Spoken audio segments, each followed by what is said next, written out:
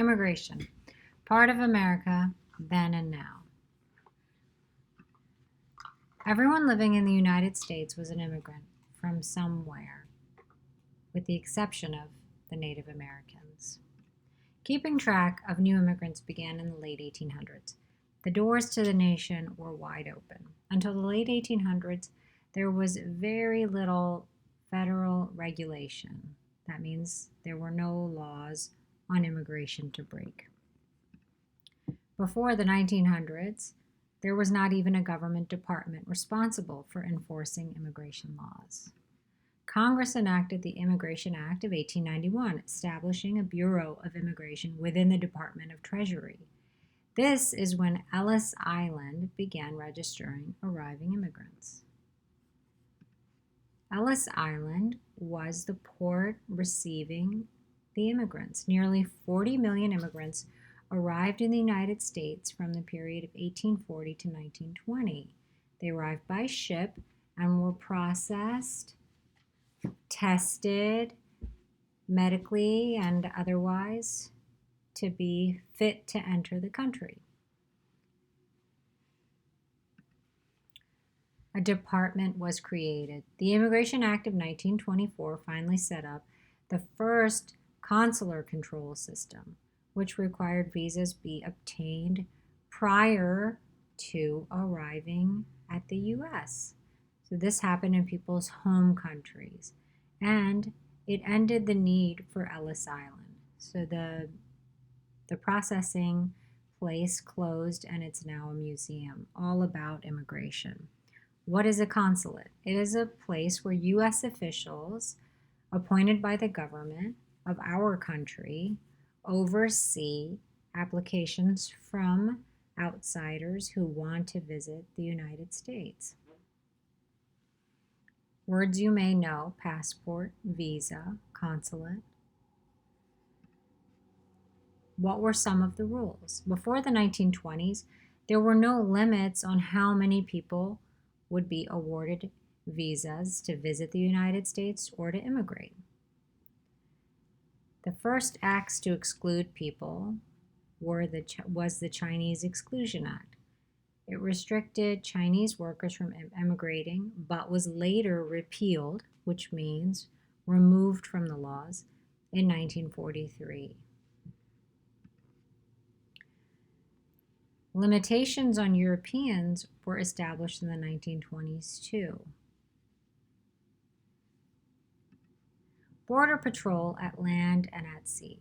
The 1924 law also established the Border Patrol, since restrictive laws led to a large number of unauthorized immigrants entering the country.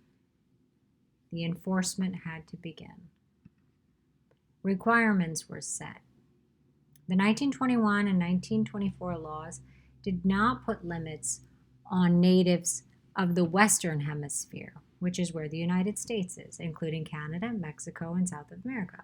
However, there was a fee per person, literary tests, and medical exams, which had to be passed and paid before entering the U.S. What do we think happened as a result of the new laws? Generally, there are some people breaking laws.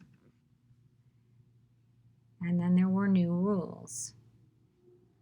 In 1925, the Immigration Service reported 1.4 million immigrants living in the country illegally. Following this recognition, the U.S.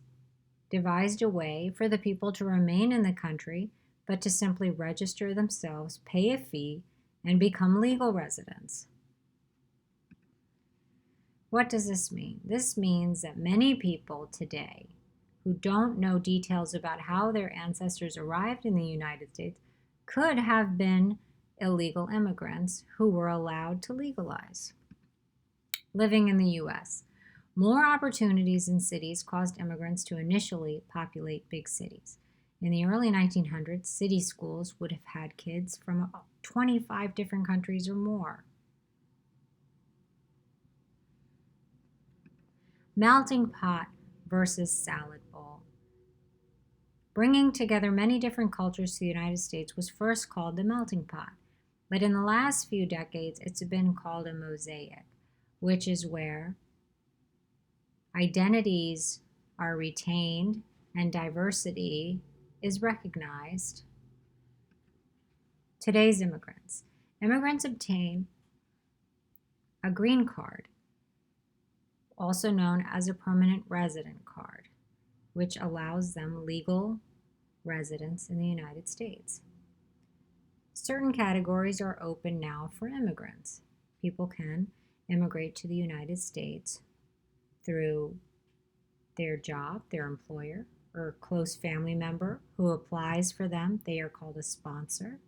Or people are allowed to apply themselves through refugee programs or asylum programs, or a special program called the diversity lottery. There's a certain amount of visas assigned just to the lottery. So people can annually go submit their name on a certain date, and within a few weeks or months, they'll find out if they were chosen. There's also many temporary visas issued to people just wanting to tour the U.S. or do a little business or be a student or even temporary or seasonal workers. Citizenship. If a permanent resident has been of good character and lived in the U.S. for a certain length of time, he or she can become a citizen. There is a citizenship test that all people over 18 must take. The test includes American symbols, roles of government, roles of citizens, reading and writing in English. What does an immigration attorney do? Immigration attorneys assist immigrants in completing all of the requirements so that they may get their residence card or their citizenship. And if some area of their documentation is lacking, they can assist them in completing it so that they don't have any trouble or aren't asked to remove themselves from the country. The next few slides tell stories about a few young people who immigrated to the U.S. with their families. Some came through opportunities for work, and some came through family sponsorship. In each case, the children remembered home and missed home, but enjoyed the opportunities they found in America. If you like, you can take the time to read the slides to learn about the young immigrants who came and enjoyed new things in America, foods and literature, and all the space in America, especially outside of cities in the suburbs.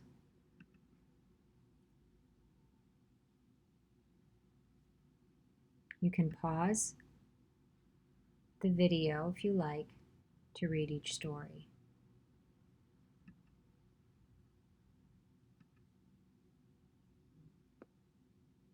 Historians call the reasons why immigrants leave their home country push factors, and the reasons why they want to come to another country pull factors. We can look back at the stories we just viewed about Taylor and Vandy to see which child had a push factor and which child had a pull factor. You can discuss with your friends what you think was similar or different. Many celebrities in the United States have an immigrant background.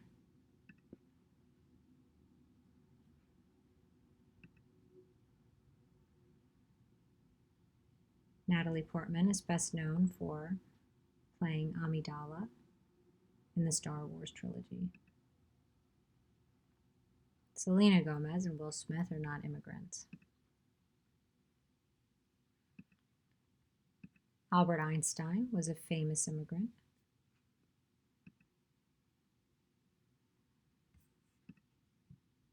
Many sports figures are immigrants. David Ortiz came here from the Dominican Republic.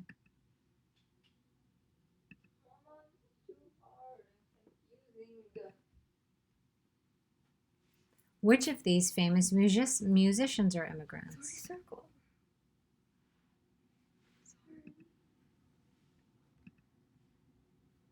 What about these famous political appointees? All three are immigrants.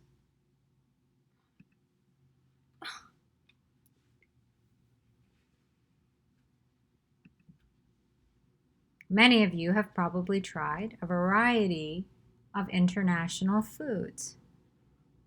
We enjoy these because of the diversity in our mosaic. This is Indian food. This is Italian food. Here you may recognize some French food, croissants and crepes. Here we have Chinese food. Fortune cookies are a favorite. This is Thai food. Why do you think it's important to think about the contributions immigrants make in America? I think from this presentation, you can see that our country was founded by immigrants. Countless contributions have been made to make this country what it is. Imagine you are welcoming an immigrant student for the first time to America. What would you tell them about America? What are you proud of as an American? What might you caution them about?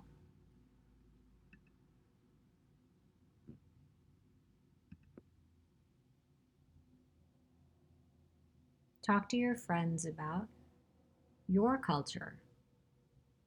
Are there any special foods you eat? Maybe they don't. Are there things that have been passed down that you don't realize are from various cultures?